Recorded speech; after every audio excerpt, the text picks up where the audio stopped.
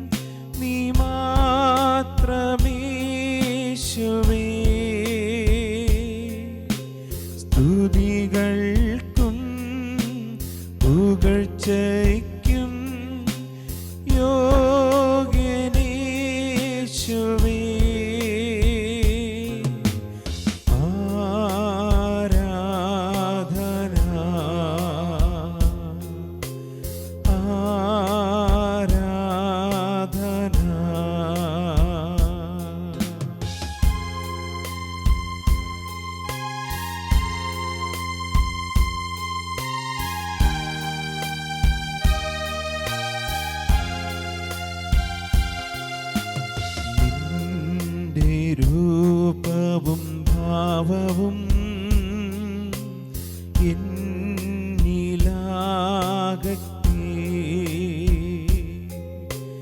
നിന്റെ ആത്മശക്തിയും എന്നിൽ കവിഞ്ഞിടട്ടെ.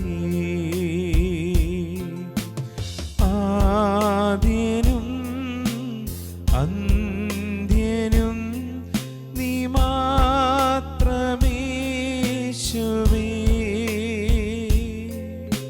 സ്തുതികൾക്കും പുകഴ്ചയ്ക്കും യോഗ്യനേശുവേ.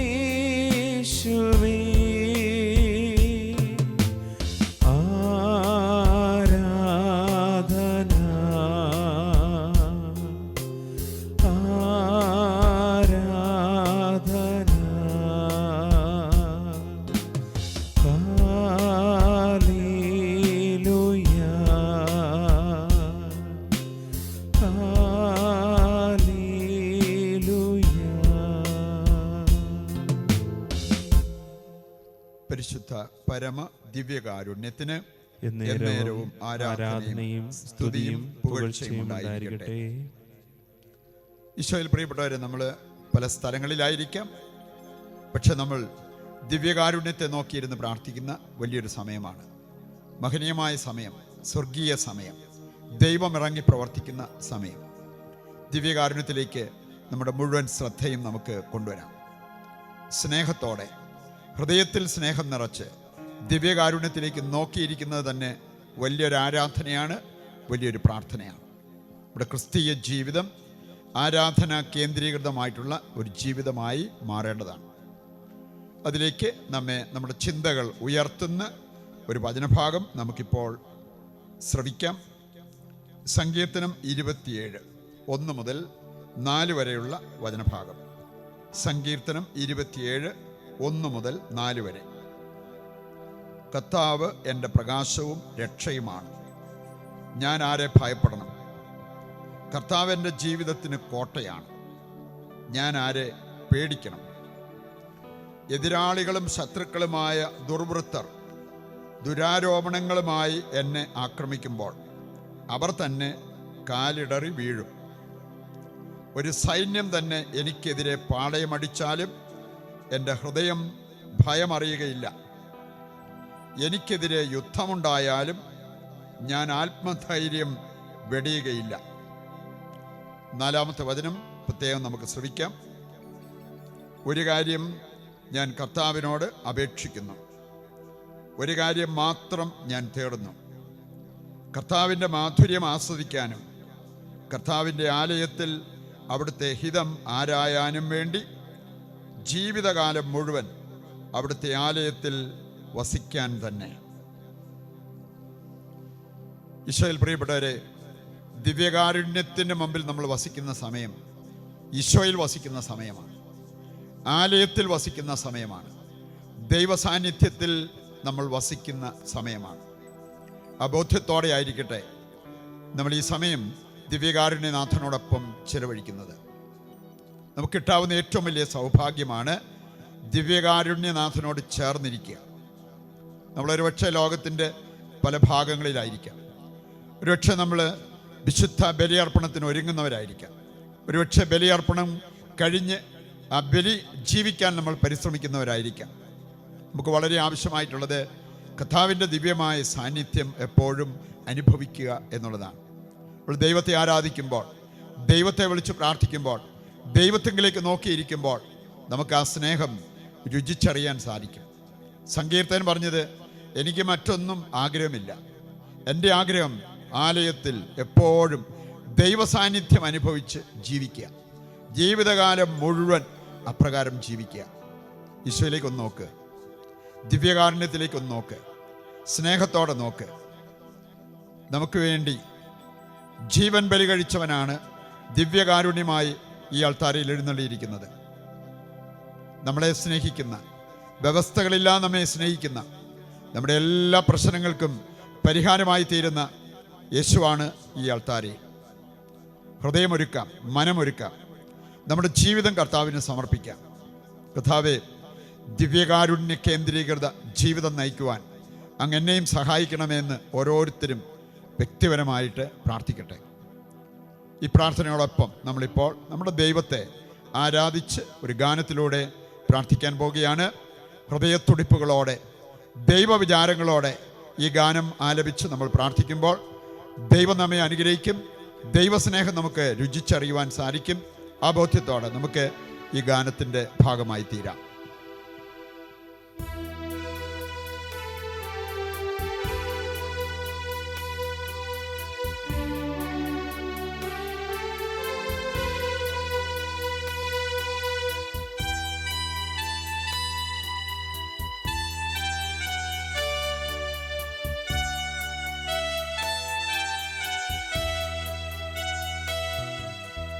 ഈ തിരുവോസ്തിയിൽ കാണുന്നു ഞാൻ ഈശോയെ നിൻ ദിവ്യരൂപം. ഈ തിരുവോസ്തിയിൽ കാണുന്നു ഞാൻ ഈശോയെ നിൻ ദിവ്യരൂപം. ഈ കൊച്ചു ജീവിതമേകുന്നു ഞാൻ ഈ ബലിവേദിയിലെന്നും. ഈ കൊച്ചു ജീവിതമേകുന്നു ഞാൻ ഈ ബലിവേദിയിലെന്നും. അതിമോദം ഞങ്ങൾ പാടാ ആരാധന ആരാധന നാദ ആരാധന ആരാധന ആരാധന നാദ ആരാധന.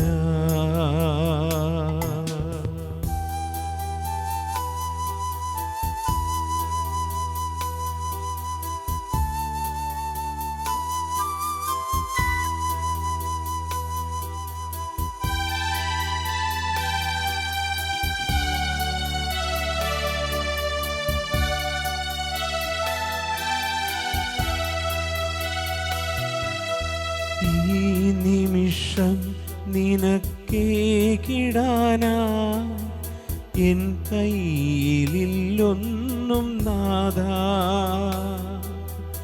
ഈ നിമിഷം നിനക്കേകിടാനാ എൻ കയ്യിലില്ലൊന്നും നാഥാ. പാപവുമെന്നുടെ ദുഃഖങ്ങളും തിരുമുൻപിലേകുന്നു നാഥാ. പാപവുമെന്നുടെ ദുഃഖങ്ങളും തിരുമുൻപിലേകുന്നു നാഥാ. അവിരാമം ഞങ്ങൾ പാടാ ആരാധന ആരാധന നാഥ ആരാധന ആരാധന ആരാധന നാഥ ആരാധന. ആരാധനയ്ക്കേറ്റം യോഗ്യനായവനേ,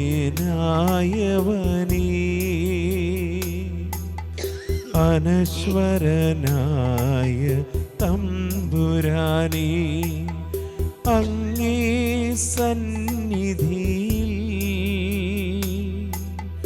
അർപ്പിക്കുന്നീ കാഴ്ചകൾ. അവിരാമം ഞങ്ങൾ പാടാ ആരാധന ആരാധന നാഥ ആരാധന ആരാധന ആരാധന നാഥ ആരാധന. ഹല്ലേലൂയാ ഹല്ലേലൂയാ ഹല്ലേലൂയാ ഹല്ലേലൂയാ.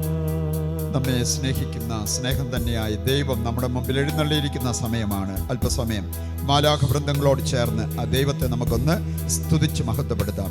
Hallelujah hallelujah hallelujah. കർത്താവേ, അങ്ങ് വലിയവനാണ്, അങ്ങ് സർവശക്തനാണ്, ഞങ്ങളുടെ ആരാധനയ്ക്ക് യോഗ്യനാണ് അങ്ങ്. കർത്താവേ, ഹൃദയം തുറന്ന് മനമുയർത്തി ഞങ്ങളങ്ങേ ആരാധിക്കുന്നു, ഞങ്ങളങ്ങേ സ്തുതിക്കുന്നു. കർത്താവേ, ഞങ്ങളെ അവിടുത്തെ സ്നേഹത്താൽ നിറയ്ക്കണമേ എന്ന് ഞങ്ങൾ പ്രാർത്ഥിക്കുന്നു. അവിടുത്തെ വചനത്താൽ ഞങ്ങളെ നിറയ്ക്കണമേ എന്ന് ഞങ്ങൾ പ്രാർത്ഥിക്കുന്നു. അവിടുത്തെ കൃപ ഞങ്ങളുടെ മേൽ വർഷിക്കണമേ എന്ന് ഞങ്ങൾ പ്രാർത്ഥിക്കുന്നു. Hallelujah hallelujah hallelujah hallelujah. യേശുവേ നന്ദി, യേശുവേ നന്ദി, യേശുവേ നന്ദി. ഈശോയിൽ പ്രിയപ്പെട്ടവരെ, നമ്മുടെ കരങ്ങൾ ഹൃദയത്തോട് ചേർത്ത് വെച്ച് വലിയ സ്നേഹത്തോടെ ദിവ്യകാരുണ്യത്തിലേക്ക് നമുക്ക് നോക്കാം. ദിവ്യകാരുണ്യത്തിലേക്ക് നോക്കുന്നത് വലിയൊരു ആരാധനയായി, സ്തുതിപ്പായി, പ്രാർത്ഥനയായി മാറട്ടെ. കർത്താവിനോട് നമ്മുടെ ഹൃദയത്തിൽ സ്നേഹമുണ്ടെങ്കിൽ ഈശോയെ നോക്കിയിരിക്കുന്നത് തന്നെ വലിയൊരു പ്രാർത്ഥനയും ആരാധനയുമായി മാറും. വിശുദ്ധ ജോൺ മരിയ വിയാനിയുടെ ജീവിതത്തിൽ നിന്ന് അദ്ദേഹം പങ്കുവച്ച ഒരു സംഭവം ഹൃദയത്തിലേക്ക് നമുക്ക് ഏറ്റെടുക്കാം.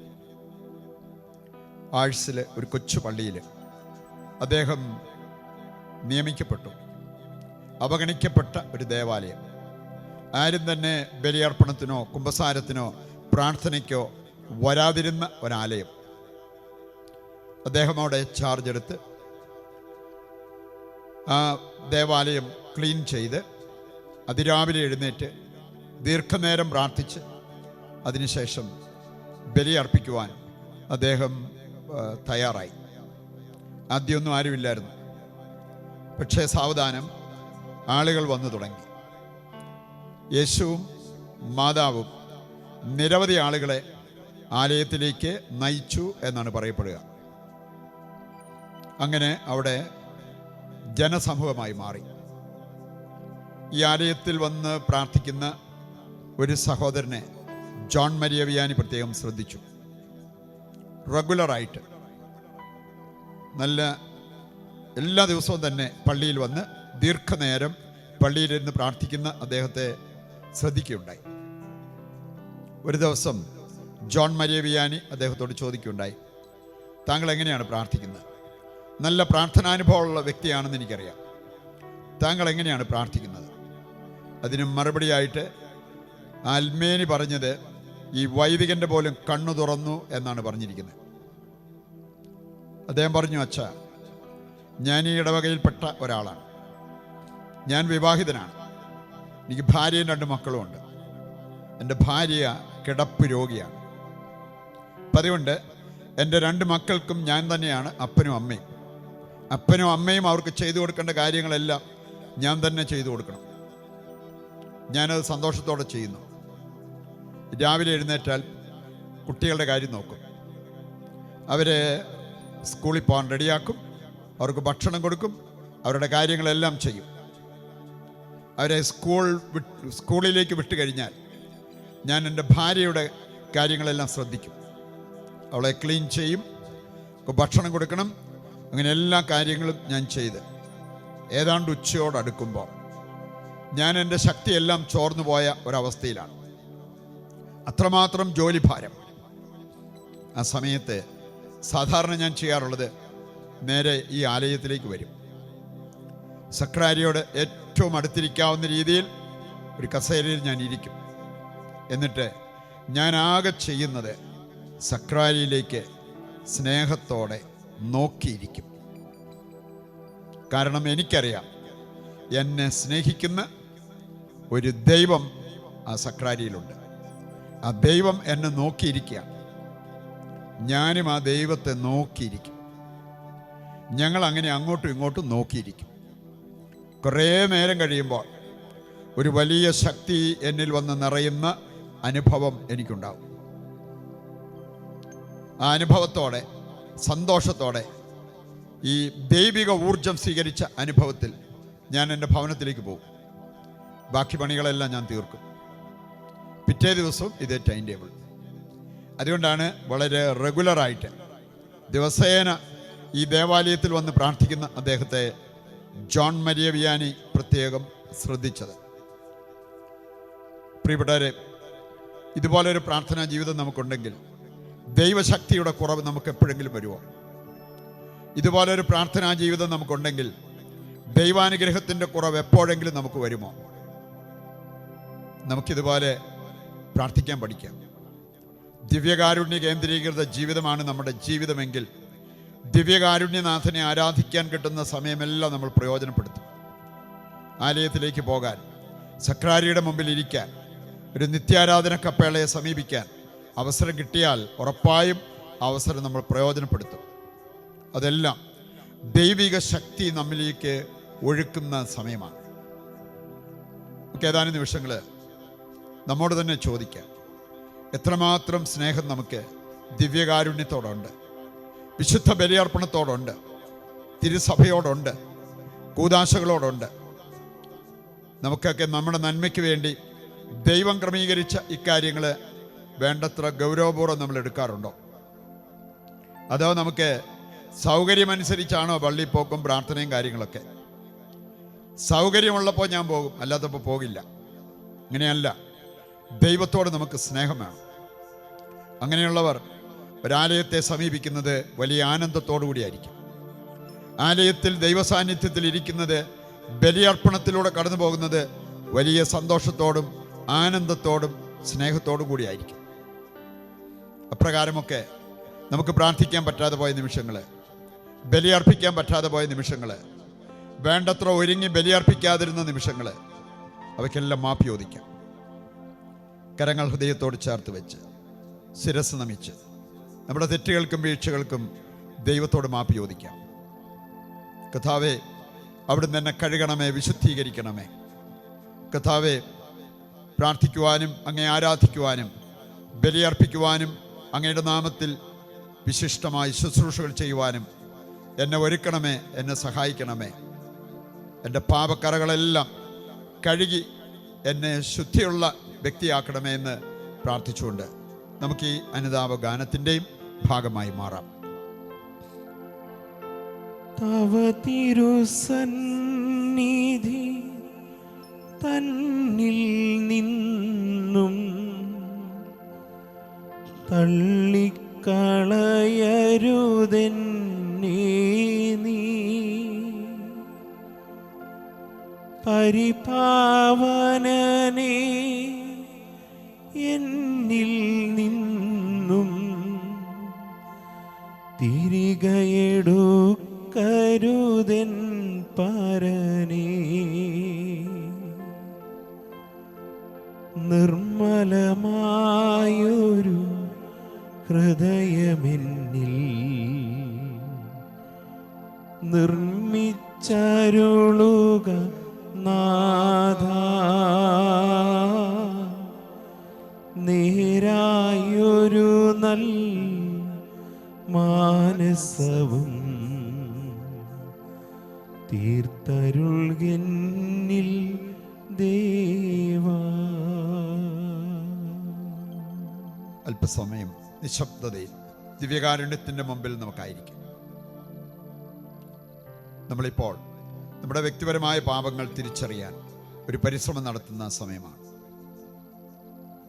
കർത്താവേ, എൻ്റെ വ്യക്തിപരമായ പാപങ്ങൾ, എൻ്റെ ജീവിതത്തിൽ വന്നുപോയ തെറ്റുകൾ, വീഴ്ചകൾ, അവയ്ക്കെല്ലാം ഞാൻ മാപ്പ് ചോദിക്കുന്നു.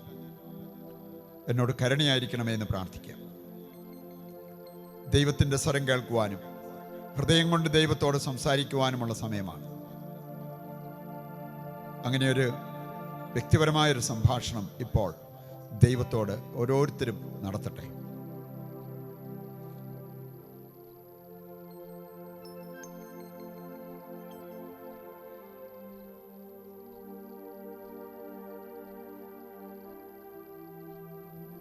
നമ്മുടെ പ്രാർത്ഥന ദൈവം കേൾക്കേണ്ടതിന് നാം നമ്മെ തന്നെ വിശുദ്ധീകരിക്കേണ്ടതായിട്ടുണ്ട്. നമ്മുടെ ചിന്തയിൽ, നമ്മുടെ സംസാരത്തിൽ, നമ്മുടെ പെരുമാറ്റത്തിൽ വന്നുപോയ സകല പാപങ്ങൾക്കും ദൈവത്തോട് നമുക്ക് മാപ്പ് ചോദിക്കാം. കർത്താവേ, അങ്ങയുടെ രക്തം എന്നെ കഴുകി വിശുദ്ധീകരിക്കുന്ന രക്തമാണ്. പ്രാർത്ഥനയ്ക്ക് എന്നെ ഒരുക്കുന്ന രക്തം, ബലിയർപ്പണത്തിന് എന്നെ ഒരുക്കുന്ന രക്തം, ശുശ്രൂഷയ്ക്ക് എന്നെ ഒരുക്കുന്ന രക്തം.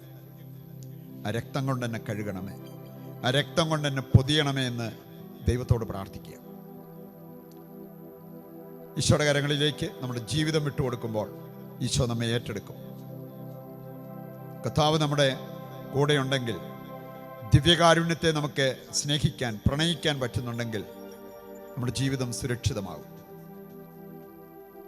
വിശുദ്ധ മദർ തെരേസ സൂചിപ്പിച്ച ഒരു കാര്യം ഹൃദയത്തിലേക്ക് നമ്മൾ ഏറ്റെടുക്കുന്നത് നല്ലതാണ്. വിശുദ്ധ മദർ തെരേസ തൻ്റെ സിസ്റ്റേഴ്സിനോട് പറഞ്ഞൊരു കാര്യം, എനിക്ക് നിങ്ങൾക്ക് ഒരു ഉപദേശം നൽകാനുണ്ട്. മദർ ബാക്കി സന്യാസിനികളോട് പറഞ്ഞൊരു കാര്യം, എനിക്ക് നിങ്ങൾക്ക് ഒരു ഉപദേശം നൽകാനുണ്ട്. എന്നിട്ട് അവർ പറഞ്ഞത് ഇപ്രകാരമാണ്: ദിവ്യകാരുണ്യത്തോട് ഏറ്റവും അടുത്ത് വന്ന് ദൈവത്തോട് മൈത്രി സ്ഥാപിക്കുക. ദിവ്യകാരുണ്യത്തോട് ഏറ്റവും അടുത്ത് വരിക. വിശുദ്ധ ബലിയർപ്പണത്തിൽ ദൈവത്തെ കണ്ടുമുട്ടണം. അതാണ് മദർ തെരേസ സൂചിപ്പിച്ചത്. ദൈവവുമായി നമുക്കൊരു ദൃഢമൈത്രി. നമുക്കറിയാം, ആ മൈത്രിയിലേക്ക് നമ്മളെ നയിക്കുന്നതാണ് ദിവ്യകാരുണ്യം. കാരണം ഇതിലൂടെ ദൈവം നമ്മിലും നാം ദൈവത്തിലും വസിക്കുന്നു. യോഹന്നാൻ 15 ആദ്യ വചനം പറയുന്ന അതാണ്: നിങ്ങൾ എന്നിൽ വസിക്കുക, ഞാൻ നിങ്ങളിൽ വസിക്കും. നിങ്ങൾ എന്നിൽ വസിക്കുകയും എൻ്റെ വചനം നിങ്ങളിൽ നിലനിൽക്കുകയും ചെയ്യുന്നുവെങ്കിൽ ഇഷ്ടമുള്ളത് ചോദിച്ചു കൊള്ളുക, നിങ്ങൾക്ക് ലഭിക്കും. ഇത് വലിയൊരു വാഗ്ദാനമാണ്. പ്രത്യേകിച്ച് യോഹന്നാൻ 15 വചനത്തിൽ ദൈവം നൽകുന്നത്. നമുക്ക് ഇഷ്ടമുള്ളത് ചോദിക്കാം, ദൈവം തരും എന്നാണ് പറഞ്ഞിരിക്കുന്നത്. ഇപ്പോൾ നിങ്ങളുടെ അവസ്ഥകൾ, നിങ്ങളുടെ ആവശ്യങ്ങളെല്ലാം ഈശോയുടെ കരങ്ങളിൽ ഏൽപ്പിച്ച് പ്രാർത്ഥിക്കുക. നമ്മൾ ദൈവത്തെ ആരാധിച്ച് ദൈവത്തോട് നിലവിളിച്ച് പ്രാർത്ഥിക്കുന്ന ഈ സമയം ദൈവം നമ്മെ സമർത്ഥമായി അനുഗ്രഹിക്കും.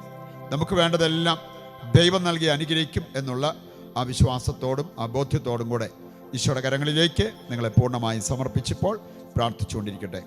കാരുണ്യവനായ കർത്താവേ, ഈ സമൂഹത്തിൻ്റെ മേൽ അവിടുത്തെ അളവറ്റ കൃപ, അവിടുത്തെ അളവറ്റ സ്നേഹം അവിടുന്ന് വർഷിക്കണമേ. ഇവർക്ക് ആവശ്യമായത് എന്തെന്ന് അങ്ങ് അറിയുന്നവനാണ്. നൽകി അനുഗ്രഹിക്കുവാൻ തിരുവള്ളമാകണമേ എന്ന് പ്രാർത്ഥിക്കുന്നു. കർത്താവേ, അങ്ങെന്നും ജീവിക്കുന്ന ഒരു ദൈവമാണല്ലോ. ഈ മക്കളിലേക്ക് അവിടുത്തെ ശക്തി അയക്കണമേ എന്ന് പ്രാർത്ഥിക്കുന്നു. അവിടുത്തെ വചനം അയക്കണമേ എന്ന് പ്രാർത്ഥിക്കുന്നു. അതിവരിൽ സൗഖ്യമായി മാറട്ടെ, അഭിഷേകമായി മാറട്ടെ, അനുഗ്രഹമായി മാറട്ടെ. കർത്താവേ, ഇവരാവശ്യപ്പെടുന്ന എല്ലാ കാര്യങ്ങളിലേക്കും അവിടുന്ന് ഇപ്പോൾ ഇറങ്ങി വരണമേ എന്ന് പ്രാർത്ഥിക്കുന്നു. ദിവ്യകാരുണ്യ ശക്തി ഈ മക്കളുടെ മേൽ വന്ന് നിറയട്ടെ എന്ന് പ്രാർത്ഥിക്കുന്നു. കർത്താവേ, ഇവരുടെ കുടുംബത്തെ അനുഗ്രഹിക്കണമേ, കുടുംബാംഗങ്ങളെ അനുഗ്രഹിക്കണമേ, ഇവരുടെ പ്രത്യേക നിയോഗങ്ങളെ അനുഗ്രഹിക്കണമേ. ഓരോ നിമിഷവും ഞങ്ങളുടെ ജീവിതം ഒരു ബലിയായി അങ്ങേക്ക് അർപ്പിക്കുവാൻ അങ്ങ് ഞങ്ങളെ സഹായിക്കണമേ എന്ന് പ്രാർത്ഥിക്കുന്നു. ഓരോ ബലിയർപ്പണവും അവിടുന്ന് ആഗ്രഹിക്കുന്നത് പോലെ അർപ്പിക്കുവാൻ കർത്താവേ, ദൈവാനുഭവത്തിൻ്റെ ആഴങ്ങളിലേക്ക് ഞങ്ങളെ നയിക്കുമാറ് അർപ്പിക്കുവാൻ ഞങ്ങളെ സഹായിക്കണമേ എന്ന് പ്രാർത്ഥിക്കുന്നു. ഈ നിമിഷം അവിടുത്തെ കരമുയർത്തി ഇവരെല്ലാം ആശീർവദിച്ച് അനുഗ്രഹിക്കണമേ.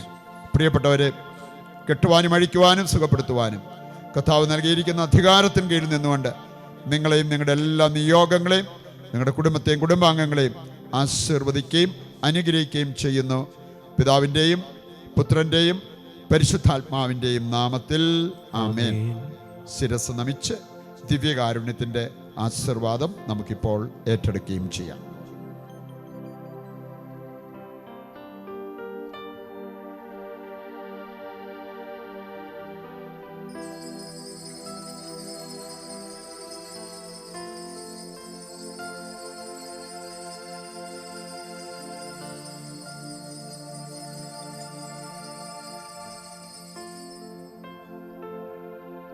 പരിശുദ്ധ പരമമാ ദിവ്യകാരുണ്യമേ,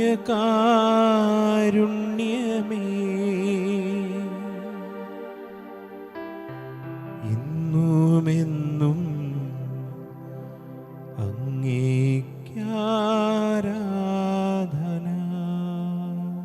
പരിശുദ്ധ അമ്മയുടെ വിമല ഹൃദയത്തിൽ നമ്മെ പ്രതിഷ്ഠിച്ച് നമുക്ക് ഏതാനും ലൈനുകൾ പാടി പ്രാർത്ഥിക്കാം. അമ്മയുടെ മധ്യസ്ഥം തേടി പ്രാർത്ഥിക്കുകയും ചെയ്യാം. നീറുന്ന മാനസങ്ങൾ